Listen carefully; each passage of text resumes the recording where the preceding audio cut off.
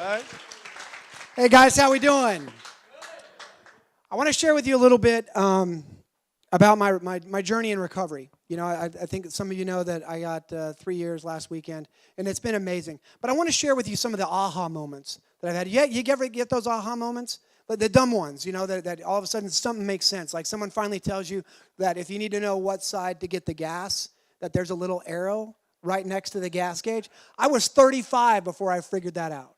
Yeah, that was an aha moment. And this is one of those for me. And this is a very powerful story for me. But I want to share it with you because I think it's important. And it goes back to what both guys were talking about earlier. I was working with a guy. I had a guy that asked me to work with him. And he got sober at 16 and he was 22. And he had 6 years. And he fights MMA. He's an MMA fighter. So he's a big kid, right? And tattoos. And you can just picture him, this big, bulky Hulk. He's like 6'3", weighs like 260, all solid muscle, right? Big, tough kid, right? And actually next weekend, he's actually going to fight in a UFC fight, his first debut fight. He's 19-0, big, tough kid. But he asked me after a meeting, he's like, hey, can you walk me through some of this stuff? And can you talk to me? You've got this spiritual connection. You know, and that's what we all want. We find someone, when we talk to someone, we want to emulate what they have. You have what I want. And for some reason, I had something this kid wanted. And he's like, you just seem so grounded, and you're so attached to, like, this spirit realm. I don't get it. I'm like, you want to figure it out? Why don't you come out with me? And this was in January. And something was happening that night, and so I invited him out. It was a supermoon. You guys remember that? In January? It was a supermoon, it was a blood moon, it was a blue moon, and it was an eclipse moon, right? And this was a total God moment for me because we're going out and it was windy all day. And he's not good with paddle boards, and he was like, and for some reason the wind died completely. And the ocean was a lake. Have you guys ever seen the Atlantic Ocean when it's like that? When it's literally not a ripple in the water? And it literally was perfect, right? It literally was perfect. And so we paddle out, and the moon starts coming up. And it's this big orange moon.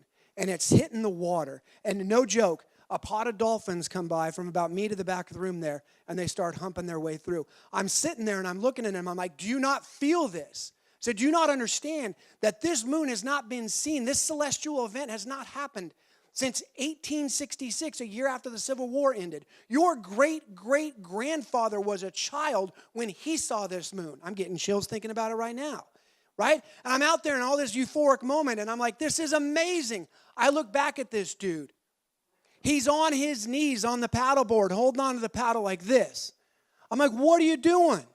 He goes, dude, there's sharks.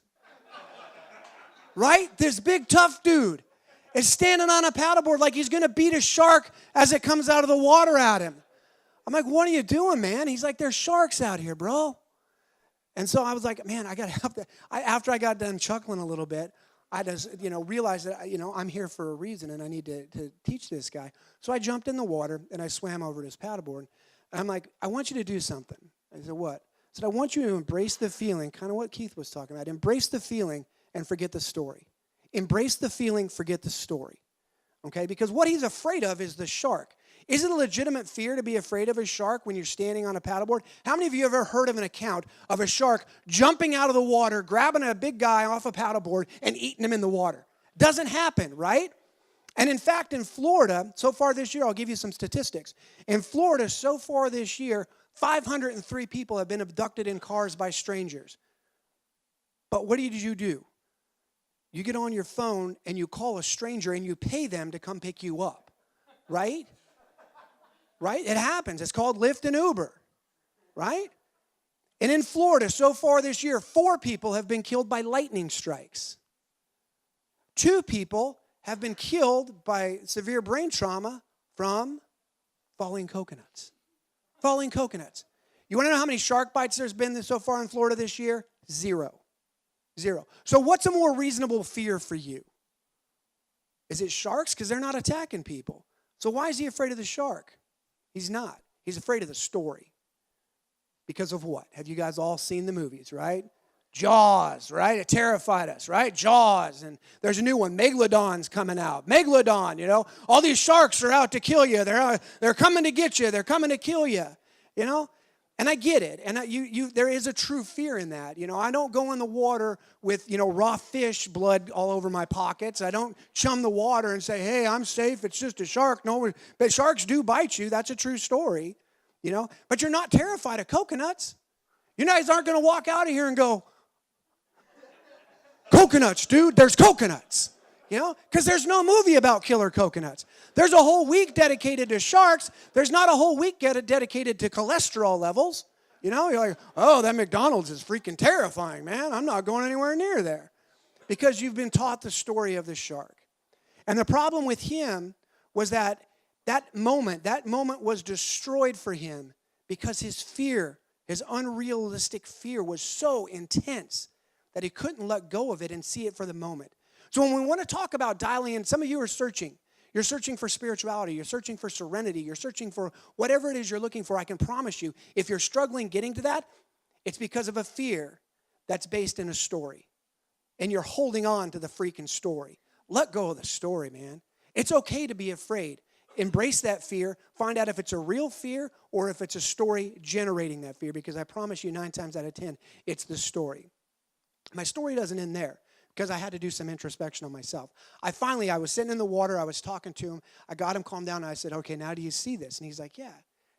We sat and we enjoyed it. We got back to the beach, and he broke down crying. He's like, I get it, man. He goes, this is absolutely amazing. He felt a lot better on the sand. He was able to see that moment from the sand. But then he turned to me, and he said something to me. He goes, man, I get it, Troy, I get it. That was awesome. Thank you for that. He looked at me, and he says, what's your shark? So what? He goes, what's your shark? He goes, obviously sharks aren't your real thing because you're an idiot. You're out there diving in the middle of the water with lights and sharks. He goes, the sharks don't scare you, obviously. What's yours? And I had to really think about it. What my shark was, that is bothering me. And so I had to look at things that I'm questing for in my recovery. And where I'm at right now is, and you guys hear me joke about it a lot, looking for a deeper personal connection with a female in my life, correct? It's called dating. I don't do it. Why don't I do it? I'm pretty awesome, But that's my shark, see? Because I'm holding on to the story of the pain that hurt me in the past. I'm holding on to the stories of what my ex-wife did and how I behaved in that marriage. I'm holding on to that so hard that I'm not going to be able to see the next level of a deep and meaningful personal relationship with somebody until I let go of that story. And so that's something I have to work on. I'm going to have to let go of that story and embrace that feeling, that fear for a minute, and then let that go so I can move to the next level. So my question for you tonight, first of all, I want you to acknowledge this. Say this with me. Embrace the feeling, forget the story. Embrace the feeling, forget the story, okay? And then I want you to ask yourself tonight, what's your shark? Thank you.